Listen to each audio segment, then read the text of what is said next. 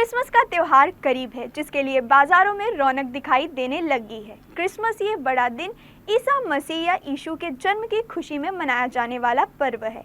Christmas को खुशियां बांटने का पर्व भी माना जाता है। सेंटा क्लॉज सभी की विश पूरी करते हैं, उपहार देते हैं। क्रिसमस के दिन गिरजाघरों में क्रिसमस बेल की गूंज सुनाई देती है। सजावट में क्रिसमस ट्री, रंग बिरंगी रोशनियां, जन्म के झांकी और होली आदि शामिल रहता है। नमस्कार, मैं हूं वैष्णवी पांडे। आप देख रहे हैं डीसी न्यूज़ इंडिया। क्रिसमस ईसाइयों और ईसाई धर्म का प्रमुख त्योहार है। ईसाई धर्म के लोग हर साल 25 दिसंबर को बड़े उत्साह के साथ इस त्योहार को मनाते हैं।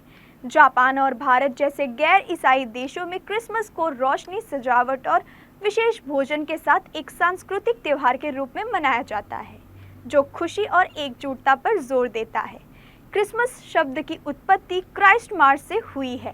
पहली बार इसे रोमन शासनकाल के दौरान मनाया गया है। इसे पहली बार 366 में मनाया गया। इसके कुछ सालों बाद ही पॉप जूलियन ने आधिकारिक तौर पर जीसस क्राइस्ट का जन्म दिवस 25 दिसंबर को मनाने का ऐलान किया। हर साल 25 दिसंबर को गिरजाघरों में क्रिसमस बेल की गूंज सुनाई देती है। साथ ही क्रिसमस पर हर गिरजाघर लाइट और अन्य सजावट की चीज़ों से सजा होता है।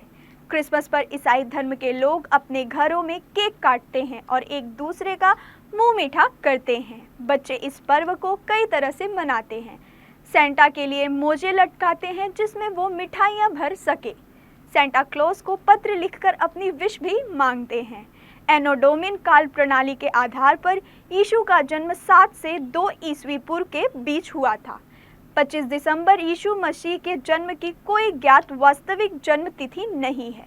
माना जाता है कि इस तिथि को एक रोमन पर्व से संबंध स्थापित करने के आधार पर चुना गया है। ईसाई धार्मिक मान्यताओं के अनुसार प्रभु यीशु बेथलेहम में मैरी और जोसेफ के घर जन्मे थे। पहली बार 221 ईस्वी में सेक्सटन जूलियन एफ्रिकॉन ने यह फैसला किया था कि 25 दिसंबर को जीसस क्राइस्ट का जन्मदिन मनाया जाएगा। तब से ही 25 दिसंबर को विश्व भर में क्रिसमस मनाया जाता है। 25 दिसंबर को पूरे विश्व में इस अनोखे पर्व को मनाया जाता है। इस दिन लगभग संपूर्ण विश्व में अवकाश रहता है। क्रिसमस से ही 12 दिन के उत्सव क्रिसमस टाइड की भी शुरुआत होती है। क्रिसमस की कुछ प्रमुख परंपराएं हैं, जिनमें से सबसे पुरानी परंपरा में यूल लॉन्ग शामिल है। इसका संबंध जर्मनिक और स्कैंडिनेवियाई उत्सव से है।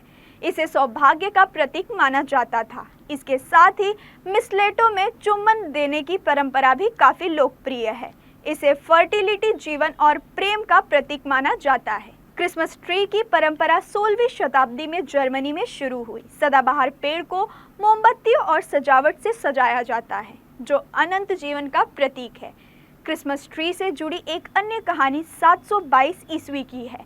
कहा जाता है कि सबसे पहले क्रिसमस ट्री को सजाने की परंपरा जर्मनी से शुरू हुई। एक बार जर्मनी के सेंट बोनीफेस को पता चला कि कुछ लोग एक विशाल ऑक ट्री के नीचे एक बच्चे की कुर्बानी देंगे। इस बात की जानकारी मिलते ही सेंट बोनीफेस ने बच्चे को बचाने के लिए ऑक ट्री को काट दिया। इसके बाद उसी ऑक ट्री की जड़ के पास से एक फर ट्री या सनोबर का पेड़ उग गया।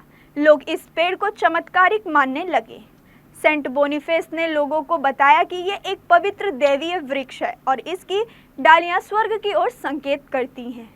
मान्यता है कि तब से लोग हर साल प्रभु यीशु के जन्मदिन पर उस पवित्र वृक्ष को सजाने लगे। सेंटा क्लॉज का पात्र संत निकोलस पर आधारित है, जो अपनी उदारता और बच्चों के प्रति प्रेम के लिए जाने जाते थे। कैरोलिंग, घर घर जाकर क्रिसमस गीत गाने की परंपरा है। इसकी शुरुआत मध्ययुगीन यूरोप में हुई थी।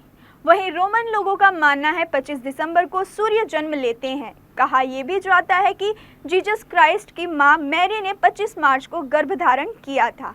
इसके 9 महीने बाद यानी 25 दिसंबर को प्रभु यीशु का पहला कदम पड़ा था। क्रिसमस पर प्रभु यीशु जन्मे थे, लेकिन फिर लोग इसको सेंटा क्लॉज के नाम पर क्यों मानते हैं? इस सवाल का जवाब भी एक कहानी में मिलता है। दरअसल सेंटा क्लॉज का असली नाम ये नहीं है जो पुकारा जाता है। सेंटा क्लॉज का असली नाम सेंटा निकोलस था। इस कहानी की शुरुआत 280 ईस्वी में होती है। सेंटा अपनी मिसेस क्लॉज के साथ उत्तरी ध्रुव पर निवास करते थे। वो बहुत खुशमिजाज व्यक्ति और दया का सागर थे। सेंटा निकोलस लोगों और बीमारों की सहायता के लिए घुमा करते थे। यही नहीं, उन्होंने गरीबों और वंचितों की सहायता में अपनी पूरी संपत्ति का उपयोग कर दिया। उन्होंने उत्तरी ध्रुव पर निवास करने वाले लोगों की खूब सहायता की। वो लोगों को गिफ्ट दिया करते थे। इसी वजह से सेंटा का क्रिसमस से जुड़ाव बताया जाता है। प्रभु यीशु ने भी सबकी मदद की थी। सूली पर चढ़ते वक्त भी वो सिर्फ लोगों के लिए ही दुआ मांग रहे थे। भारत में खासकर गोवा के पणजी में इस त्योहार की धूम देखने लायक रहती है। गोवा में चर्चों के अलावा क्रिसमस के समय घरों को दीपक और रोशनी से सजाने की परंपरा बहुत लोकप्रिय है। केरल का क्रिसमस पूरे देश में मशहूर है। यहाँ कई ऐतिहासिक चर्चें हैं। केरल का क्रिसमस पूरे देश में मशहूर है। यहाँ कई ऐतिहासिक चर्चें हैं जहाँ लोग क्रिसमस का पर्व मनाते हैं। यहाँ बड़ी समुदाय में ईसाई समुदाय के लोग रहते हैं। केरल में सड़कों और बिल्डिंगों को सजाया जाता है और सुबह सुबह लोग चर्च जाते हैं। असम में क्रिसमस के मौके पर क्रिसमस ट्री और रंग बिरंगी रोशनी से चर्च को सजाए जाते हैं। यह 1/3 से ज़्यादा जनसंख्या ईसाइयों की है। उनके और अन्य लोगों के घरों को रंग बिरंगी लाइटों और तारों से सजाया जाता है। लोग 175 साल पुराने क्राइस्ट चर्च, इसकी स्थापना 1844 में हुई थी। यहाँ 1/3 से ज़्यादा जनसंख्या ईसाइयों की है। उनके और अन्य लोगों के घरों को रंग बिरंगी लाइटों और तारों से सजाया जाता है। लोग 175 साल पुराने क्राइस्ट चर्च, जिसकी स्थापना 1844 में हुई थी, गुवाहाटी बैप्टिस्ट चर्च, जिसकी स्थापना 1845 में हुई थी, और डॉन बस्को चर्च तथा अन्य चर्च में पहुंचते हैं और खुशी खुशी क्रिसमस सेलिब्रेट करते हैं। क्रिसमस त्यौहार एक महत्वपूर्ण अवसर है जो लोगों को अपने परिवार और मित्रों के साथ जुड़ने और उनके साथ खुशियां मनाने का मौका देता है। ये त्यौहार प्रेम, सहानुभूति और एकता का प्रतीक है। फिलहाल इस पेशकश में मेरे यानी वैष्णवी पांडे के साथ इतना ही। आप सभी को क्रिसमस की ढेर सारी शुभकामनाएं और बधाई। Merry Christmas.